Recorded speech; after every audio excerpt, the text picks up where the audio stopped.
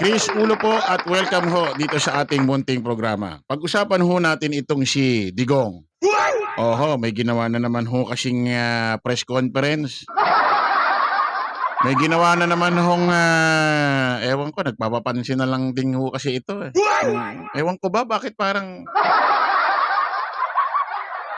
para bang gusto nila laging pinag-uusapan, parang, alam mo yun, parang yung pangalan nila, gusto nila lagi na lang nakalutang, sa mundo ng politika. Gumawa na naman ho ito ng eksena para pag-usapan si Digong. Wala, papansin na rin kasi ito eh. May ni-reveal siya ngayon.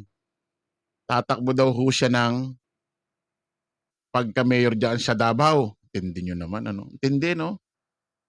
Papalit-palit na lang sila ng posisyon, ano? Anak, tatay, vice mayor, anak. Tindi, papalit pa. Yung upuan ng pagka-mayor do sa Davao, parang wala na eh. Talagang sila na may-ari na lang yata. Ilang dekada na sila dyan? 30 years mahigit? Baha pa rin ng baha. Kino-question nila yung flood control daw ni Pangulong Bongbong. 2 taon pa lang nakaupo. Sabi ko nga, bakit kaya ba problema si Pangulong Bongbong sa flood control? Kakaupo lang 2 taon. Bakit wala bang ginawa si Digong nung termino niya at mamomroblema si Pangulong Bongbong sa flood control?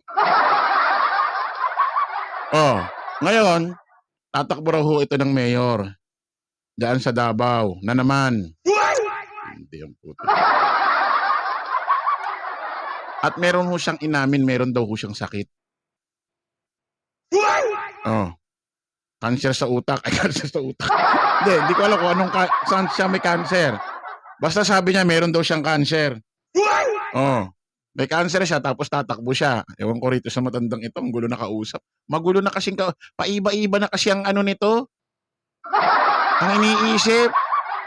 Kita nyo kahit dati, kahit may ebidensyang may video na sinabi niya na pinaghihiwalay niya gusto niya ihiwalay yung Mindanao sa Luzon, Visayas.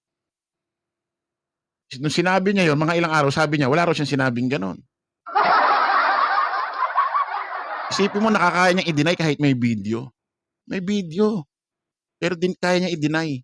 Ganon nakakatindi to eh. Nung sinabi niya si Pangulong Bongbong Marcos, wala raw siya sinabing adik. Kahit may video naman na meron talagang sinabi niya sa entablado. Paiba-iba na nga kasi yan ba ang tatakbo ng mayor? Hindi napit yung kukote? Nasa inyo na yan, mga taga Davao. Kung iboboto niya pa yan. Ewan ko na lang talaga sa inyo, mga taga Davao. Mamili naman kayo ng iba. Meron daw tatakbo dyan, si Migs Nograles, yung babae. Para maiba naman. Hindi ba kayo umay na dyan sa pamilya na yan? Magmula na. Grabe. 30 years mahigit. So, ibig sabihin, 3 dekada na. Grabe. Sila lang ang umuupo, papalit-palit. Baka susunod dyan, patakbuhin nyo na rin yung aso nyo. Ng mayor. Pakinggan nyo to mga kababayan. Inamin niya, natatakbo siya at inamin niya may sakit daw siya, cancer sa kokote. Cancer sa kokote. Hindi ko alam kung saan siya may cancer. Basta cancer daw. Pakinggan nyo. But you're thinking that I'm running? You are speculating Teka, huminto.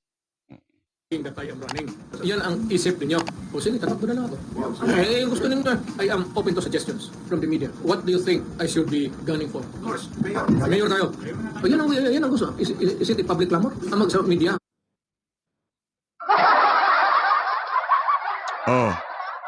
Yun daw ang gusto kasi ng tao. Tumakbo siya. Kaya magme-mayor na raw siya. Dinahilan niya na naman yung tao. Kapag ayaw mo. Diba? Naturalmente, pagka naglalakad ka dyan or pwede sabing mag-mayor ka ulit. Mga follower nyong engot yun eh. Pero kapag ayaw nyo. Mahilig to sa yung mga padrama-drama.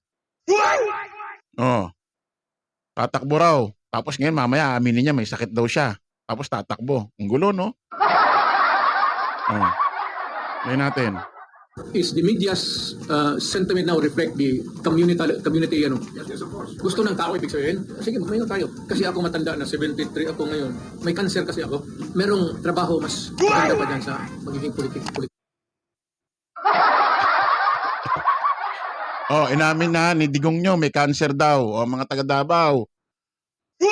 May cancer daw si Tatay Digong nyo. Oh. So, ibig sabihin, hindi na fit ito. Bakit? Kasi pag may cancer, di ba pag may cancer, kung ano-anong tinitik na gamot, maaaring po pwedeng maapektuhan ng katawan or maapektuhan yung utak. Oh. Dahil wala, ang dami mo nang tinitik na gamot. O nasa inyo yan, Davao, kung iboboto nyo pa yan. O yung mga tao dyan.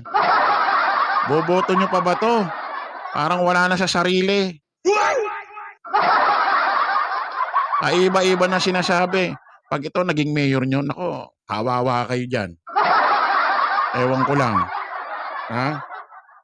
Hindi ka naman masyadong pag-negosyo ka, magyayaman ka. Ngayon, kung pasok ka ng politika, magnakaw ka talaga to assure you of a comfortable and luxurious retirement. Kung hindi ka marunong magnakaw, I think that at one time sa buhay mo as a politician, you better stop and think of going into a more profitable or productive. Hindi ka makaasa dyan sa sweldo. Kailangan ka magnakaw. Ngayon, kung hindi ka marunong magnakaw, paano mo nakawin?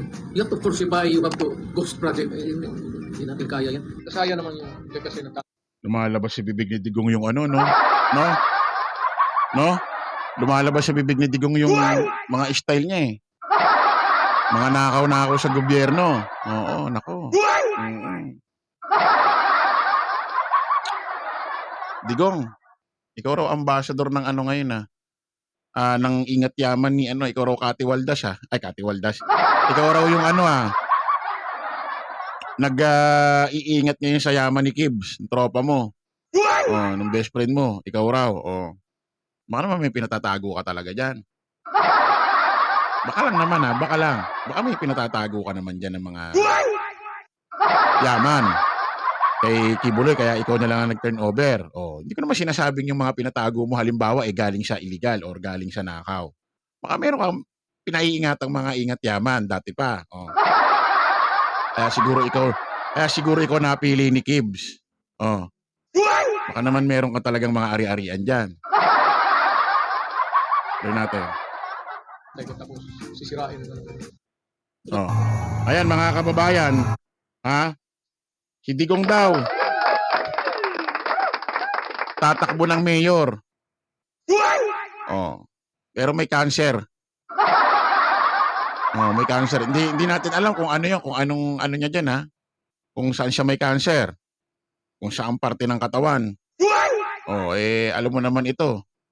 Ay ako, pag sinabi niyan sa susunod, hindi, nagjo-joke lang ako, nagbibiro lang ako. Malamang kaya gumagawa ng mga joke-joke yan para maisip ng Philippine National Police na minsan pag nagpe-press conference siya, talaga nagjo-joke lang siya. Tingin ko panapal niya yung joke na yan. Doon sa sinabi niya si Kibuloy, nung panahon na yun, alam niya kung nasa nagtatago. Kasi makakasuhan yata ito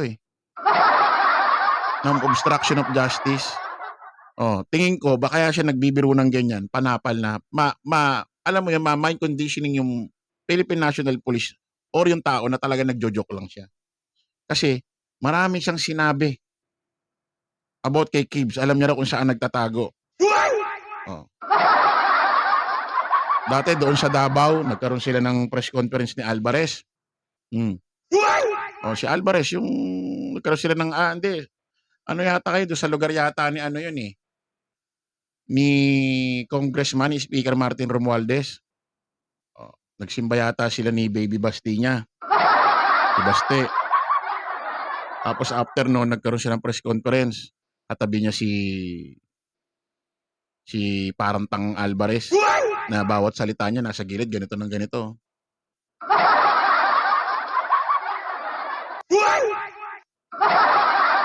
Parang puppet, kala mo ginaganon yung ulo ni Alvarez. Oh, habang nagsasalita siya, at ano sabi ng reporter doon?